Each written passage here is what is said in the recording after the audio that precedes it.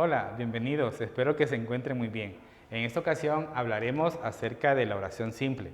Como podamos recordar, en años pasados hemos hablado acerca de la oración simple y es aquella que nosotros reconocemos porque posee un solo verbo conjugado.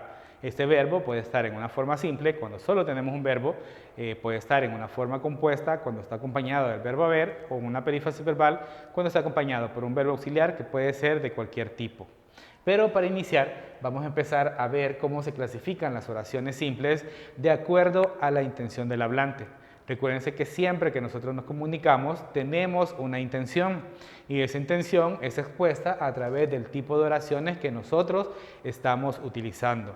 Por ejemplo, si nuestra intención es la de informar algo real, entonces utilizamos oraciones de tipo enunciativas, que son aquellas donde vamos a transmitir una información que es objetiva, que es real.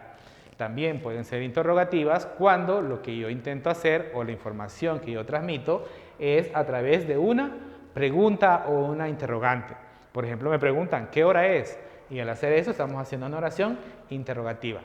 También puede ser exclamativa cuando la intención es la de generar una admiración o dar una respuesta emocional a alguna acción. Por ejemplo, digo, qué alegre estoy. Y al hacer eso, estoy haciendo uso de las oraciones exclamativas.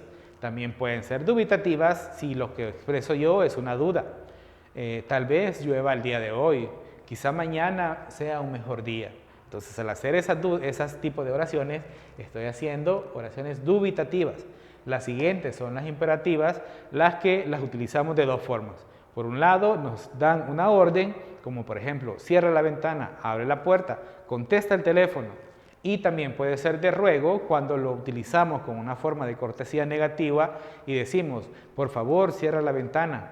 ¿Me podrían ayudar a no contestar el teléfono en clase? Entonces, cuando hacemos eso, estamos haciendo oraciones imperativas.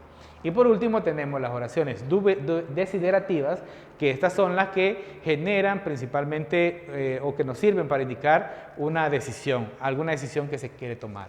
Pero como decía, estas oraciones las clasificamos de acuerdo a la intención que el hablante tiene al emitir una oración y transmitir esta información.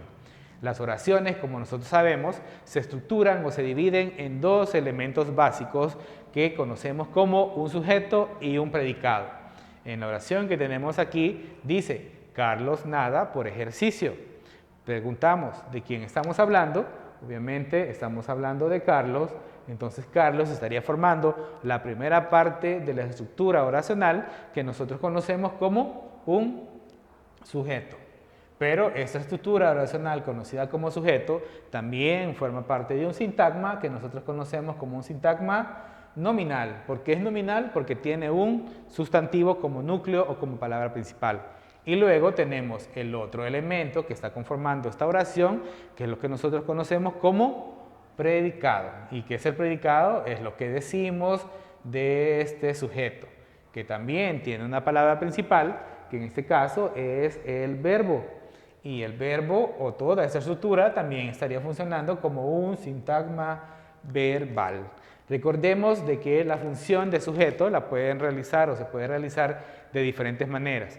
Por ejemplo, aquí tenemos un sustantivo que está de manera expresa, pero también podría estar funcionando un pronombre. Y entonces no diría yo Carlos, sino que diría él nada por ejercicio, ¿sí? O podría yo hacer una elipsis y no decir ni él ni Carlos, sino que nadar es un buen ejercicio. Entonces yo elimino el sustantivo porque la oración o la intención de la oración se va a sobreentender. Entonces no olvidemos la estructura oracional, siempre vamos a tener al sujeto y al predicado, cada uno de ellos con sus núcleos y los sintagmas que forman parte principalmente, aparte de los otros elementos.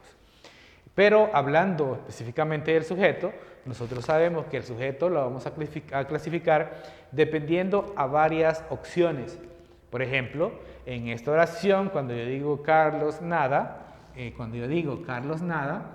esta oración es una oración con sujeto expreso porque Carlos está de manera expresa o se mantiene ahí en esa oración. Pero si, por ejemplo, yo utilizo un sujeto tácito, entonces diríamos nadamos Nadamos. Lo vamos a dejar solo de nadamos. Cuando yo digo nadamos, si se fijan, aquí no tenemos un sujeto, sino que es un sujeto que está tácito, porque se sobreentiende de que de quién estamos hablando es de nosotros. También puede ser un sujeto agente cuando es el que realiza la acción. Nuevamente decimos, Carlos nada. Entonces, Carlos, al realizar la acción, es un sujeto agente. Mientras que tenemos un sujeto paciente cuando el sujeto no es realizada por la acción, no es realizada por el sujeto, sino que la recibe. Entonces decimos, la bicicleta fue robada, vamos a poner. Fue robada por Miguel. Aquí abajo vamos a poner. Fue robada por Miguel. Entonces, si se fijan, en esta ocasión el sujeto que tenemos es la bicicleta, pero la bicicleta no realizó la acción, sino que la está recibiendo porque ella fue la que fue robada por Miguel.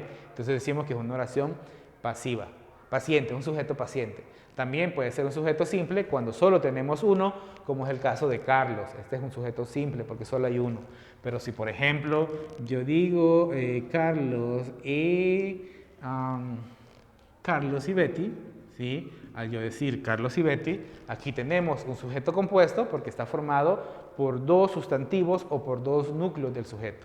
Entonces la clasificamos expreso, tácito, agente, paciente, simple o compuesto, dependiendo si cumple o no con esas características. Y obviamente todo sujeto va a estar formado por diferentes modificadores. Por ejemplo, si yo digo la camisa de mi papá, ¿sí? En esta oración, si ustedes se fijan, bueno, no es una oración, es en este sujeto, si ustedes se fijan, tenemos una palabra principal que es la camisa, que sería nuestro núcleo del sujeto, pero este núcleo está siendo acompañado de algunos modificadores, ¿sí? De algunos modificadores. Por ejemplo, tenemos la, que sería nuestro modificador directo, y luego acá tenemos una preposición y nos acompaña un sintagma nominal, lo que estaría funcionando como un modificador indirecto. Ya para terminar, solo vamos a ver un tipo de predicado, porque más adelante vamos a ver el otro. Tenemos el predicado nominal, que es aquel que va a tener como núcleo un verbo que nosotros conocemos como verbo copulativo. Recuérdense que los verbos copulativos por excelencia son ser, estar o parecer, y se van a complementar con esto que nosotros conocemos como un atributo. Estos son atributos. Espero que el contenido nos haya quedado claro. Recuérdense que siempre pueden volver a repetir las veces que sea necesario el video, tomar sus anotaciones respectivas y nos vemos en la próxima.